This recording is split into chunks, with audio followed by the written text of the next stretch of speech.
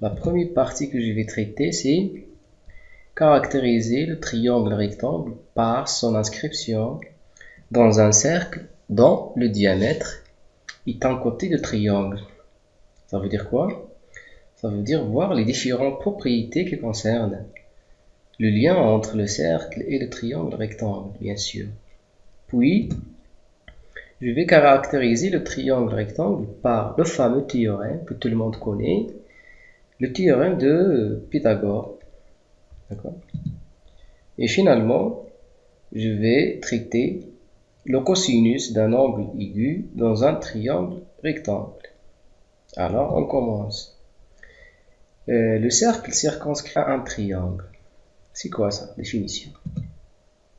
Le cercle qui passe par 3 sommets d'un triangle s'appelle le cercle circonscrit à ce triangle. Ça veut dire quoi? Le cercle circonscrit, c'est quoi? C'est un cercle qui passe par les 3 sommets de triangle. Par les 3 sommets de triangle.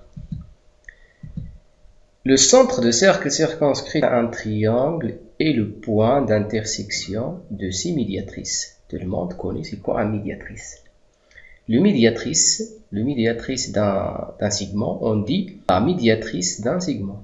On dit la médiatrice d'un segment. On dit la bisectrice d'un angle. On dit la bisectrice d'un angle. On dit la hauteur d'un triangle, etc. On a vu ça? Bon, la leçon de droite particulière dans un triangle, bien sûr. On a ici les deux figures différentes. Dans la première figure, il y a un point O et un cercle, bien sûr. Ça, c'est le cercle circonscrit du triangle ABC. Aussi, c'est le cercle circonscrit du triangle ABC. Mais il y a une différence ici, entre cette figure et cette figure. Laquelle c'est? La différence, c'est quoi? C'est que dans cette figure, le point O, qui est le centre de cercle circonscrit, se trouve à l'intérieur du triangle. Mais ici, le centre de cercle circonscrit au triangle ABC se trouve à l'extérieur. Pourquoi? Parce que, quand est-ce que le point se trouve à l'intérieur et quand est-ce qu'il se trouve à l'extérieur? Il se trouve à l'intérieur si les 3 angles sont aigus. Si les 3 angles de triangle sont aigus. Mais ici, il se trouve à l'extérieur quand est-ce que? Si il y a un angle obtus. Ici, on va regarder ici, l'angle C, il est obtus. Donc, c'est pour cela, le point O, qui est le centre de cercle circonscrit, se trouve à l'extérieur de triangle, bien sûr.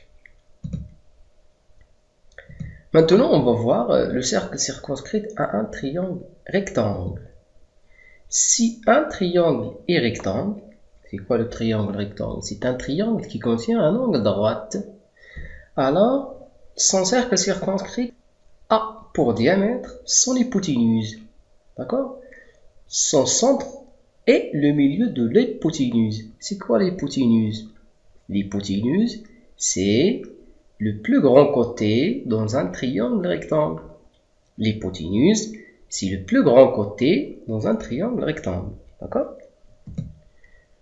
Par exemple, EFG, c'est quoi EFG? C'est un triangle rectangle en F. C'est un triangle rectangle en F.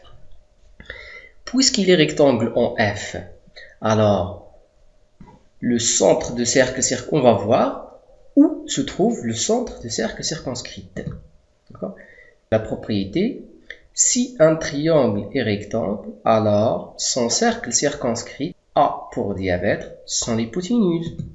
Conclusion, le cercle circonscrit du triangle EFG,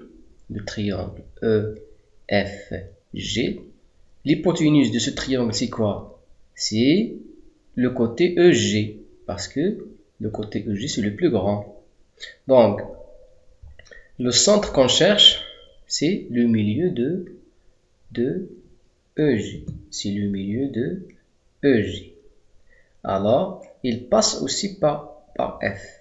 Il passe aussi par F. Donc ça, c'est le cercle circonscrit au triangle EFG. La réciproque, on va voir maintenant la réciproque. Si un triangle est inscrit dans un cercle dont le diamètre est un côté de triangle, alors le triangle est un triangle rectangle. Et ce diamètre, c'est quoi? C'est l'hypoténuse de ce triangle. Vous voyez? Maintenant, c'est la réciproque de la propriété précédente. D'accord? C'est quoi la réciproque de la propriété précédente? Si vous avez un triangle, d'accord? Un triangle, tel que vous avez un cercle qui passe par les sommets de ce triangle, et le diamètre de ce cercle, c'est quoi? C'est un de ses côtés. Alors, dans ce cas-là, le triangle, il doit être, bien sûr, il doit être rectangle. D'accord? La médiane d'un triangle rectangle. Si un triangle est rectangle, alors la longueur de la médiane. D'accord? C'est quoi la longueur de la médiane? C'est quoi? D'accord? Comme vous voyez ici, vous avez la longueur de la médiane relative à l'hypoténuse est égale à la moitié de la longueur de l'hypoténuse. Ça veut dire quoi? Regardez l'exemple suivant. Regardez. Donc, la distance entre I et E, c'est la même que la distance entre I et G, c'est la même que la distance entre I et F. D'accord? Mais si le triangle est rectangle, ce n'est pas vrai pour les autres, hein? Attention. Les autres triangles, bien sûr. Si un triangle est rectangle, alors la longueur de la médiane relative, c'est quoi la longueur de la médiane relative à l'hypoténuse? C'est la distance IF. La médiane relative à EG, c'est quoi? C'est EF. D'accord? Et égal à quoi? Égal à la moitié de l'hypoténuse. D'accord? C'est ça. Regardez, cette distance égale cette distance égale aussi cette distance. D'accord? La réciproque.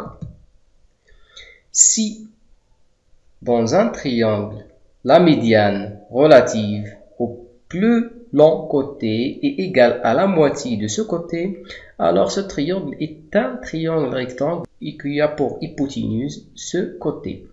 Qui a pour hypoténuse ce côté. D'accord? Et merci pour votre attention. Je vais traiter la deuxième partie qui concerne le théorème de Pythagore dans la deuxième vidéo. Merci pour votre attention et au revoir.